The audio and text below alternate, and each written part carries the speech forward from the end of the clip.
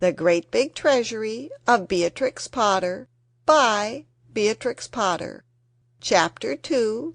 The Tailor of Gloucester. I'll be at charges for a looking-glass, and entertain a score or two of tailors. Richard III. My dear Frida, because you are fond of fairy tales, and have been ill, I have made a story all for yourself, a new one that nobody has read before, and the queerest thing about it, that I heard it in Gloucestershire, and that it is true, at least about the tailor, the waistcoat, and the no more twist. Christmas. In the time of swords and periwigs and full-skirted coats with flowered lappets, when gentlemen wore ruffles and gold-laced waistcoats of paduasoy and taffeta, there lived a tailor in Gloucester. He sat in the window of a little shop in Westgate Street, cross-legged on a table from morning till dark. All day long, while the light lasted, he sewed and snippeted, piecing out his satin and pompadour and lutestring. Stuffs had strange names, and were very expensive in the days of the Tailor of Gloucester. But although he sewed fine silks for his neighbours, he himself was very, very poor. He cut his coats without waist. According to his embroidered cloth, they were very small ends and snippets that lay about upon the table. "Two narrow breadths for naught, except waistcoats for mice," said the tailor. One bitter cold day near Christmas, the tailor began to make a coat of cherry-coloured corded silk, embroidered with pansies and roses, and a cream-coloured satin waistcoat for the Mayor of Gloucester. The tailor worked and worked, and he talked to himself. "No breadth at all, and cut on the cross. It is no breadth at all. Tippets for mice, and ribbons for mobs for mice," said the Tailor of Gloucester. When the snowflakes came down against the small leaded window-panes and shut out the light, the tailor had done his day's work. All the silk and satin lay cut out upon the table. There were 12 pieces for the coat and 4 pieces for the waistcoat, and there were pocket flaps and cuffs and buttons, all in order. For the lining of the coat there was fine yellow taffeta, and for the buttonholes of the waistcoat there was cherry-coloured twist, and everything was ready to sew together in the morning, all measured and sufficient, except that there was wanting just one single skein of cherry-coloured twisted silk. The tailor came out of his shop at dark. No one lived there at nights but little brown mice, and they ran in and out without any keys. For behind the wooden wainscot of all the old houses in Gloucester there are little mouse staircases and secret trap-doors, and the mice run from house to house through those long narrow passages. But the tailor came out of his shop and shuffled home through the snow, and although it was not a big house, the tailor was so poor he only rented the kitchen. He lived alone with his cat. It was called Simpkin. "Meow," said the cat when the tailor opened the door. "Meow." The tailor replied, "Simpkin, we shall make our fortune, but I am worn to a ravelling. Take this groat, which is our last fourpence, and Simpkin, take a china pipkin, but a pennyworth of bread, a pennyworth of milk, and a pennyworth of sausages, and oh, Simpkin, with the last penny of our fourpence Put me 1 pennyworth of cherry-coloured silk, but do not lose the last penny of the 4-pence, Simpkin, or I am undone, and worn to a thread-paper, for I have no more twist."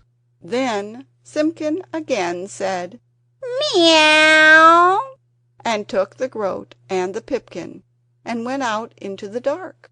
The tailor was very tired, and beginning to be ill. He sat down by the hearth and talked to himself about that wonderful coat. "I shall make my fortune.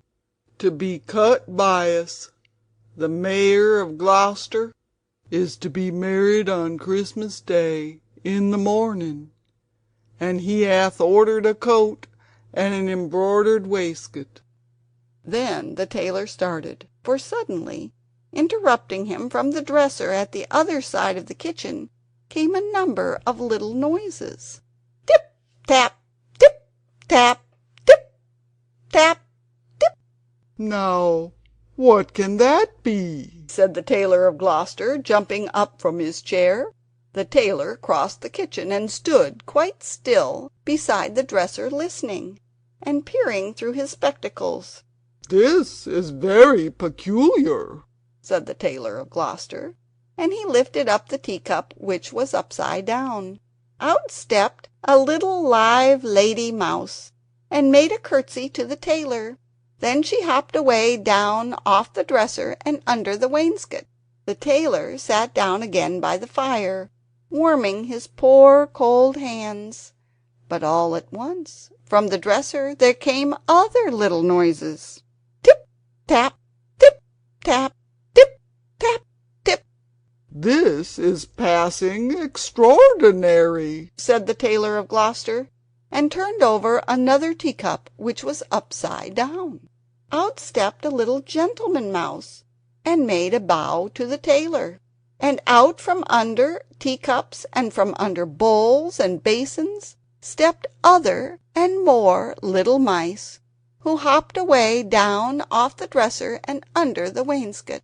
The tailor sat down close over the fire, lamenting. 120 buttonholes of cherry-coloured silk, to be finished by noon of Saturday, and this is Tuesday evening. Was it right to let loose those mice? Undoubtedly the property of Simpkin. Alack, I am undone, for I have no more twist." The little mice came out again and listened to the tailor. They took notice of the pattern of that wonderful coat. They whispered to one another about the taffeta lining and about little mouse tippets. And then suddenly they all ran away together down the passage behind the wainscot, squeaking and calling to one another as they ran from house to house. Not one mouse was left in the tailor's kitchen when Simpkin came back. He sat down the pipkin of milk upon the dresser, and looked suspiciously at the teacups. He wanted his supper of little fat mouse. "Simpkin," said the tailor, "where is my twist?" but Simpkin hid a little parcel privately in the teapot, and spit and growled at the tailor, and if Simpkin had been able to talk he would have asked, "Where is my mouse?" "Alack, I am undone," said the Tailor of Gloucester, and went sadly to bed. All that night long Simpkin hunted and searched through the kitchen, peeping into cupboards and under the wainscot, and into the teapot where he had hidden that twist, but still he never found a mouse. The poor old tailor was very ill with a fever, tossing and turning in his four-post bed, and still in his dreams he mumbled, "No more twist, no more twist." What should become of the cherry-coloured coat? who should come to sew it, when the window was barred and the door was fast locked? Out of doors the market folks went trudging through the snow to buy their geese and turkeys, and to bake their Christmas pies. But there would be no dinner for Simpkin and the poor old tailor of Gloucester. The tailor lay ill for 3 days and nights, and then it was Christmas Eve and very late at night, and still Simpkin wanted his mice, and mewed as he stood beside the 4-post bed. But it is in the old story that all the beasts can talk in the night between Christmas Eve and Christmas Day in the morning, though there are very few folk that can hear them, or know what it is that they say. When the cathedral clock struck 12, there was an answer, like an echo of the chimes, and Simpkin heard it, and came out of the tailor's door and wandered about in the snow. From all the roofs and gables and old wooden houses in Gloucester came 1,000 merry voices singing the old Christmas rhymes, all the old songs that ever I heard of, and some that I don't know, like Whittington's bells.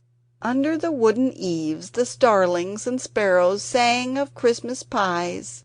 The jackdaws woke in the cathedral tower, and although it was the middle of the night, the throstles and robins sang, and the air was quite full of little twittering tunes. But it was all rather provoking to poor hungry Simpkin. From the tailor's ship in Westcott came a glow of light, and when Simpkin crept up to peep in at the window it was full of candles. There was snippeting of scissors and snapping of thread, and little mouse voices sang loudly and gaily. 4 and 20 tailors went to catch the mail. The best man amongst them durst not touch her tail. She pulled out her horn like a little cattle cow. Run, tailors, run, or we'll have you all eaten now. Then, without a pause, the little mouse voices went on again. Sing my lady's oatmeal, grind my lady's flour, put it in a kettle, let it stand an hour. Meow, meow, interrupted Simpkin, and he scratched at the door. But the key was under the tailor's pillow. He could not get in. The little mice only laughed and tried another tune. 3 little mice sat down to spin, pussy sat by and she in. What are you at, my fine little men? Making coats for gentlemen. Shall I come in and rock your threads? Oh, no, no, pussy, you bite off our heads. Meow! Scratch! Scratch! Scuffled Simpkin on the window sill, while the little mice inside sprang to their feet and all began to shout all at once in little twittering voices, No more whist! No more whist! and they barred up the window shutters and shut out Simpkin. Simpkin came away from the shop and went home, considering in his mind. He found the poor old tailor without fever, sleeping peacefully. Then Simpkin went on tiptoe and took a little parcel of silk out of the teapot and looked at it in the moonlight, and he felt quite ashamed of his badness compared with those good little mice. When the tailor awoke in the morning, the first thing which he saw upon the patchwork quilt was a skein of cherry-colored twisted silk, and beside his bed stood the repentant Simpkin. The sun was shining on the snow when the tailor got up and dressed and came out into the street with Simpkin running before him. "Alack," said the tailor, "I have my twist, but no more strength, nor time, then will serve me to make one single buttonhole. For this is Christmas Day in the morning. The Mayor of Gloucester shall be married by noon. And where is his cherry-coloured coat?" He unlocked the door of the little shop in Westgate Street, and Simpkin ran in like a cat that expects something. But there was no one there, not even one little brown mouse. But upon the table, oh joy! The tailor gave a shout. There, where he had left plain cuttings of silk, there lay the most beautiful coat and embroidered satin waistcoat that ever were worn by a mayor of Gloucester. Everything was finished except just one single cherry-coloured buttonhole, and where that buttonhole was wanting there was pinned a scrap of paper with these words in little teeny tiny writing: No more twist. And from then began the luck of the tailor of Gloucester. He grew quite stout, and he grew quite rich. He made the most wonderful waistcoats for all the rich merchants of Gloucester, and for all the fine gentlemen of the country round. Never were seen such ruffles, or such embroidered cuffs and lappets, but his buttonholes were the greatest triumph of it all. The stitches of those buttonholes were so neat, I wonder how they could be stitched by an old man in spectacles, with crooked old fingers and a tailor's thimble. The stitches of those buttonholes were so small, they looked as if they had been made by little mice. End of chapter 2.